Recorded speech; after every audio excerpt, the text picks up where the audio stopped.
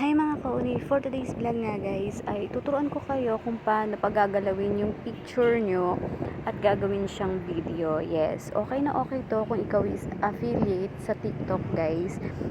Usong-uso to ngayon sa TikTok, yung picture is gagawing video. So madali lang to guys, lalo na kung ikaw is gusto mong kumita dito sa TikTok, ganito yung gagawin natin.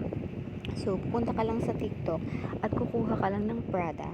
Ikaw, kung wala kang product, pwede to guys. Kasi, yung yung picture na kukuha natin doon guys is pagkagalawin natin, gagawin natin siyang video. So, kunyari, nandito ka na sa Google.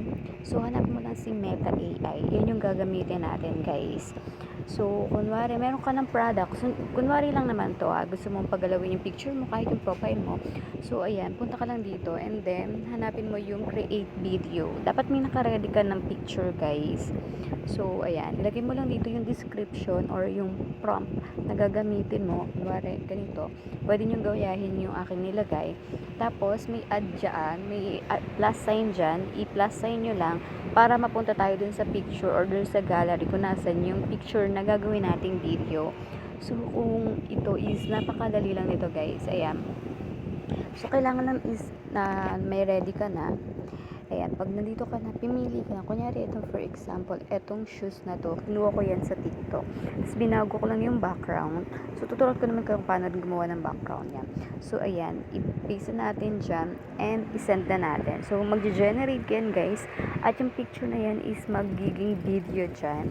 So, yan yung i-upload natin sa TikTok na pwede nating i-post at lalagyan lang natin yan ng yellow basket para dyan sila umorder sa'yo. O diba, kahit wala kang product is makakabenta ka pa rin. Ako guys, wala akong product actually.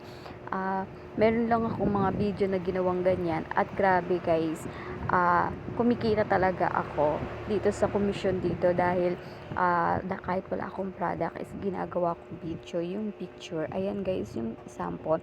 At paandarin natin yan sa gilid guys. Ayan, paandarin lang natin yung ating ginawang video. O diba, parang makatotohanan talaga na meron kang hawak na sandals. Pero actually, picture lang talaga siya na ginawa nating video.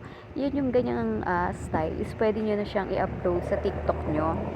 As lagyan mo siya ng yellow basket at dyan sila bibili sa iyo. O diba, kahit wala kang product na binili or walang nagbigay sa iyo ng sample product, meron ka namang ready na product na akala mo talaga totoo. Tapos pwede mo na siyang i-upload dito sa TikTok.